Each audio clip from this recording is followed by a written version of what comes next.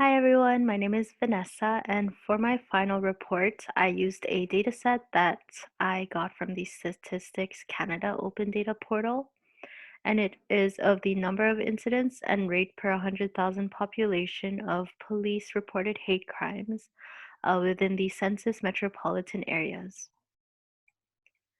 So after downloading my data, this is what the raw data looked like. It just had the different years, and then it had the different cities, and then it had the number of hate crime incidents, as well as the rate per 100,000 population, and then the different values. So the first thing I did was separate my data by year, and this just helped me understand my data much better, and it helped me visualize and see what I was working with. So after doing that, I filtered out the number of hate crime incidents because I wanted to just focus on the different rates.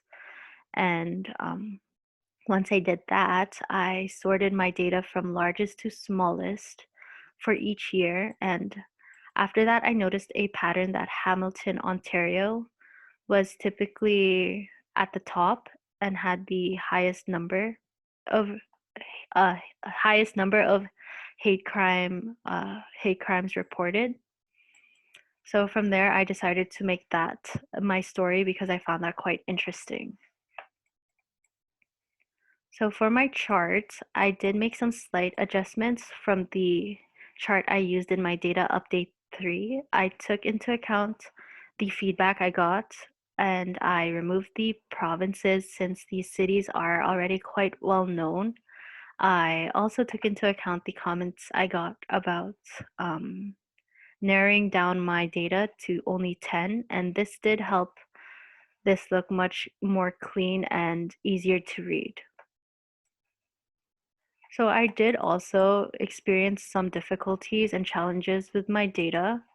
So one of the challenges I experienced was at first I wanted to look specifically at the Ontario cities and make like a line chart of the top 5 cities with the highest rates, or like the top 4 cities. But then I realized that after creating a chart, it looked very messy and I wasn't happy with how it looked. So I narrowed it down to just Hamilton and Toronto. And I think comparing these two cities as well is quite interesting because Toronto is the capital of, uh, Toronto is the capital of Ontario. So it's interesting to see how Hamilton's rates are much higher than Toronto's. Other than that, I think that's about it, and I had no other problems with my data. Overall, I am still satisfied with the way my report turned out, and I really enjoyed learning about how to create visualizations for data to make interesting stories. The skills I acquired in this class will definitely be helpful and benefit me in the long run.